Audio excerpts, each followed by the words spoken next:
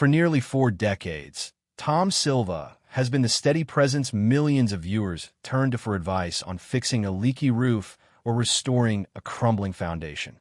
But according to a recent video making the rounds, there's more to his story than the calm, capable persona fans know from television. Years of behind-the-scenes tension with producers, a resignation letter he never sent, and a personal loss that nearly pushed him to walk away for good. Before getting into those claims, it's worth noting up front several of the more dramatic details in this account. A near resignation in 2004, a specific power struggle with producers in the late 80s and early 90s, and the death of a crew member named Austin Wilson in 2018 don't appear in Tom Silva's verified public biography or in coverage from this old house itself. What follows separates the well-documented parts of his story from the parts that should be read as unverified, dramatized editions typical of this kind of tribute content. Tom Silva's story starts in Lexington, Massachusetts, where he was born in January 1947. Construction wasn't just a trade in his family. It was inherited. His father, Phil Silva, started the family construction business in 1963, and Tom grew up on job sites rather than in classrooms, absorbing lessons about craftsmanship the same way other kids absorb sports or music. One formative project stands out in Silva's own retelling. As a boy, he helped his father and brother dig out and finish a fallout shelter beneath their family's 1787 colonial home, a 2-year undertaking done entirely by hand. He said that finishing that project was what convinced him he wanted to build for a living. Growing up surrounded by Lexington's colonial architecture reinforced that instinct.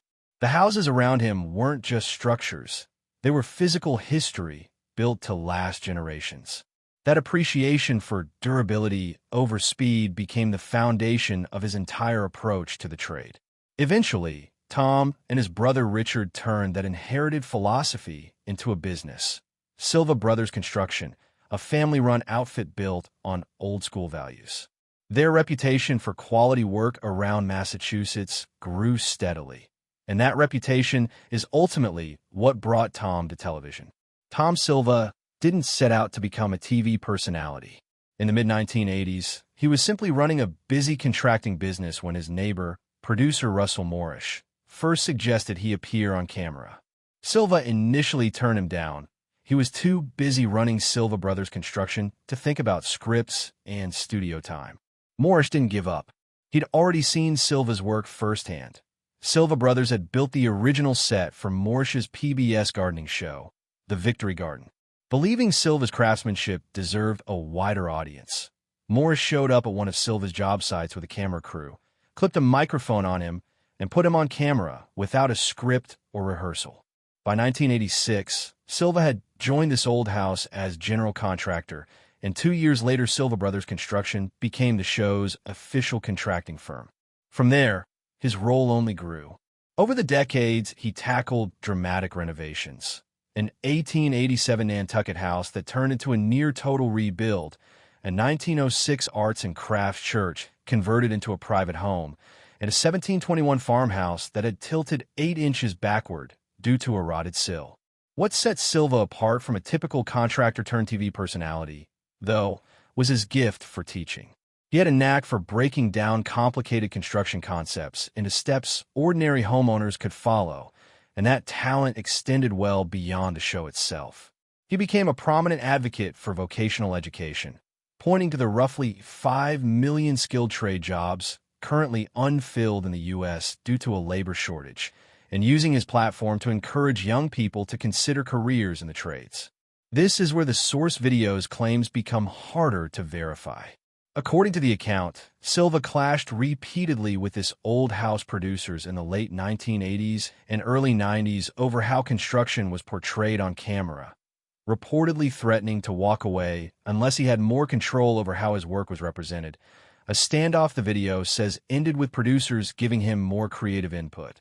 The video goes further, claiming that by 2004 the tension resurfaced badly enough that Silva drafted but never sent a formal resignation letter, and that producers responded by guaranteeing him more autonomy on set. It also claims that in the 2010s, as networks pushed toward younger skewing talent, producers considered reducing his screen time, prompting Silva to push back publicly with support from fans and colleagues. None of these specific episodes turn up in Tom Silva's official biography, in this Old House production materials, or in other reporting on the show.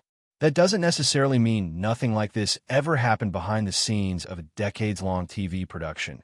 Disagreements between talent and producers aren't unusual in television generally. But the specific details here, the letter, the exact dates, the framing as near firings, should be treated as speculative rather than confirmed.